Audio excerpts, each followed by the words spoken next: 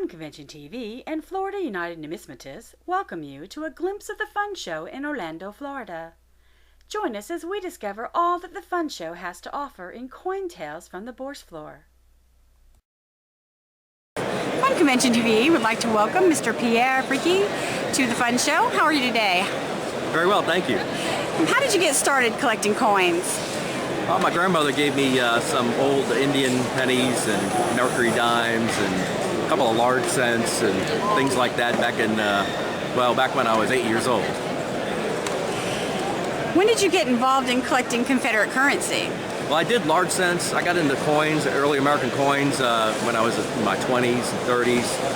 In the dot-com, I'm in the high-tech business, so in the dot-com boom, I kind of put this aside for a little bit, but got interested in Civil War history more. I'm from Louisiana, New Orleans, Louisiana. Some of my ancestors were from Europe after the Civil War, but some of them were in the Civil War, Louisiana troops. I did a couple reenactments. I can claim I was captured at Gettysburg. That's fun. So that was kind of fun back in the 135th anniversary time frame, in 1998. So in 2000, I got back into coins and paper money, and I got interested in Confederate paper money in 2000 because, the Civil War thing and the reenactment thing kind of got, interested in that sort of thing and what was going on with the history of, even today. We still are arguing about things that we argued about in the Civil War. I mean, certainly slavery was a part of it, but that wasn't the only thing. There's a lot of other things about the Civil War that we still argue about today in this country. And things like taxes and how much strength the federal government should have versus not. Things like how much you should help people from the federal government level versus self-starters. There's lots of different things that there's various discussion points on we still talk about today. And how do people collect Confederate currency? So you get started with 1864 material. 1864 is the notes with the red fronts and the blue backs that are really pretty popular. You see them in a lot of souvenir shops or a lot of like Gettysburg and those kind of places. You'll find that kind of thing. And certainly around here, it's fun. There's a bunch of dealers that will have that kind of stuff. So, that's what you start with. Those are affordable notes. You can put together a nice collection of 9 different denominations of 1864 notes for under $1,000. And that's a real neat collection of old money, that is very historically significant. From there, you can go expand out to collect as many of the 70 types as you might want. You can go from there. And when did Confederate money become collectible? Well, so the war ended in 1865, and it became worthless when the Confederate government didn't exist anymore. But the Northern soldiers would bring it back home. Out of curiosity, there were curiosities and curios. They used it to play poker, and they did different things. And it actually started showing up at auctions even before the war ended. And by the war ended, 1865, there was actually some auctions to some of this. And some of the early original Montgomery notes, the first ones issued, brought $3 or $4 or $5 for a $1,000 bill or a $500 bill, and they started being collectible. The 1864 stuff, you buy for big piles for a penny at the time, and people started getting interested in collecting. They started writing books about it and all that back in the 1860s and 70s. And these days, where do people find these treasures? Well, it's lots of different places. There's a lot of the stuff that gets handed down in Southern families, or even Northern families in some cases, when it was brought back north. It's much rarer now, but people still find trunkfuls or pursefuls of the stuff in their attics and stuff. More often than not, they've handed down smaller quantities from generation to generation. So that comes into the market that way. Of course, collectors, there's lots of collectors of this stuff that sometimes they sell their collections to dealers or by auction or whatever, and it comes available that way. Other times, some of the strangest things are, somebody will go into an old house and renovate it, and they'll find a whole paper wallpapered with Confederate paper money, and they'll steam it off the wall and try to salvage it. You'll see that kind of thing. That's pretty rare, but that shows up that way. And of course, dealers like myself have an inventory of money, and others here, that you can purchase at a show like Fun. And what's your favorite Confederate money? Well, I like, there's a bunch of different ones I like. I like the red 1861 notes, such as this $50 1861 note. This was the third issue, done in September, authorized in August 1861, and then dated in September 1861. This is a $50 note done by the Southern Banknote Company in New Orleans, and it was a short run. They only printed about 14,000 of these, so it's a rare note. It's an expensive note. It's beautiful with the color, and the vignette's very high quality note done. Of course, they had to cut this issue short because New Orleans was captured in April 1862. So this is a $50 note that's for the Southern Banknote Company, which was, by the way, renamed. It was the renamed version of the American Banknote Company to a more politically correct term in the South. There's another one. Here's a $5 bill from the same family. The five ladies in the middle, and other beautiful vignettes and the beautiful overprint. Again, a high quality note in red fiber paper. Pretty rare. I mean, they made 21,000 of these, I think, or so. This note's about $1,500, but it's a pretty strong, nice, beautiful note. So these are a couple of my favorites.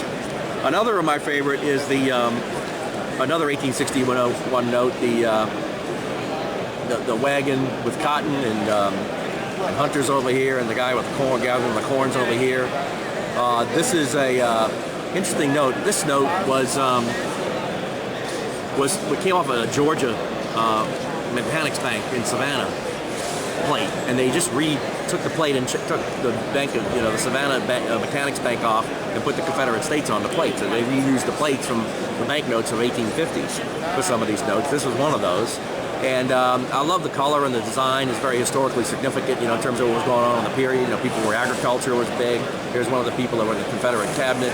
And then, the orange overprint is really pretty. It's a real pretty note. That's why I like this note. It's also a pretty rare note. They didn't make very many of these either. Another favorite note, and this is actually probably very well known. These other three are scarce and not as well known. This is probably one of the most famous Confederate notes, the $500 Stonewall Jackson note of 1864. This is Stonewall Jackson. He was a Southern hero and probably one of the greatest generals in United States history. He defeated 4 Union armies up and down the valley with only 1/4 of the troops. Very well known for his victory at Lee's right-hand arm at Chancellorsville. So he died in 1863, and he's the only general put on a Confederate note in 1864. It's also got the second national flag over here and the great seal of the Confederacy over here, and it's a high denomination, gorgeous note. And this is, again, one of my favorites, and it's probably one of the most popular Confederate notes, and probably pretty recognizable compared to these rarer ones here.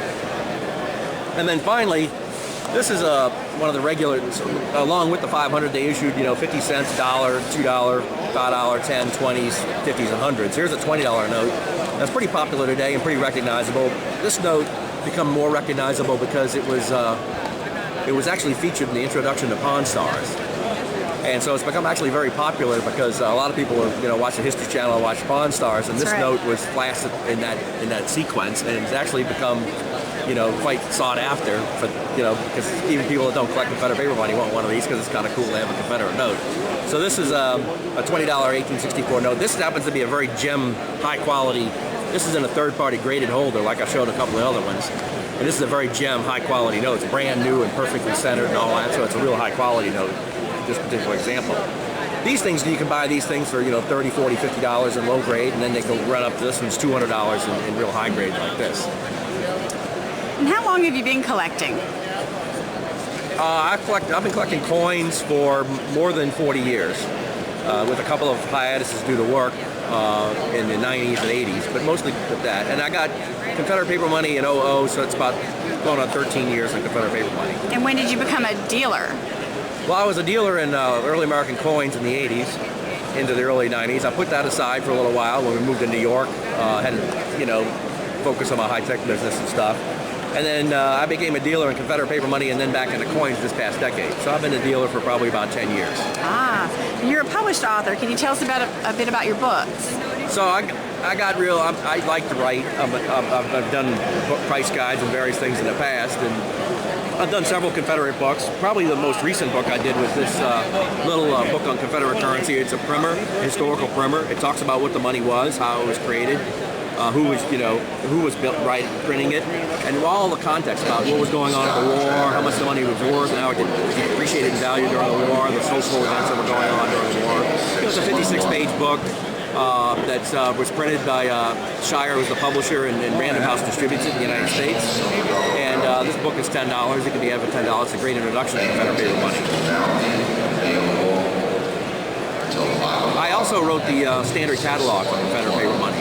There's been several generations of people before me, starting back in the 1870s, that wrote books on cataloging Confederate paper money, with the most recent person being Colonel Grover Criswell, who did it for 40 years, from the 50s to the 90s.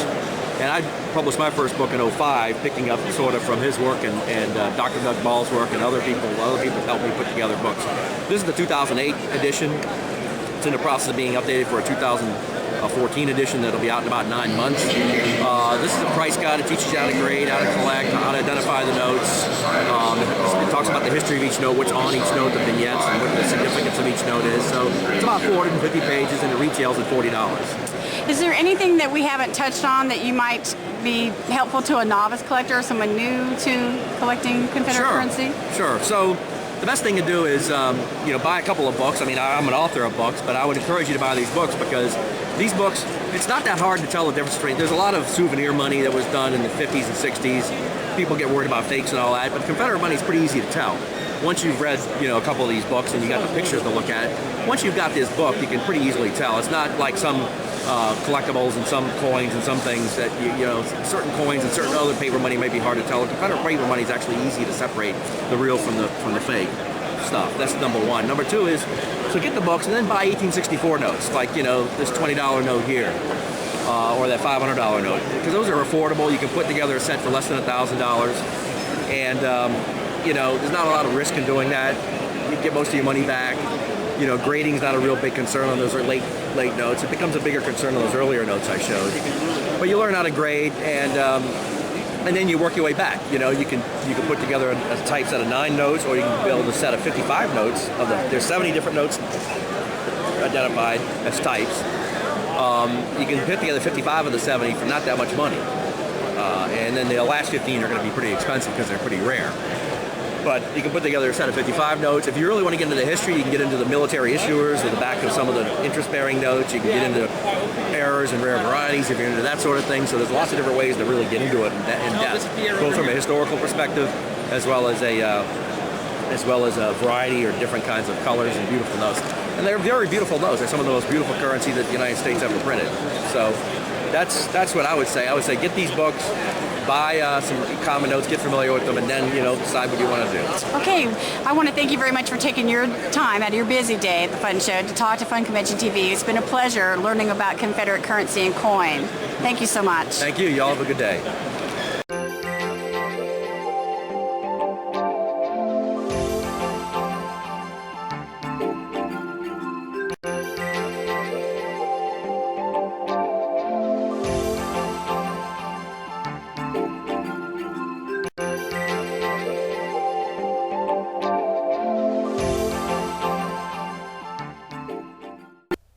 Fun Facts Fast. You've been watching Fun Convention TV.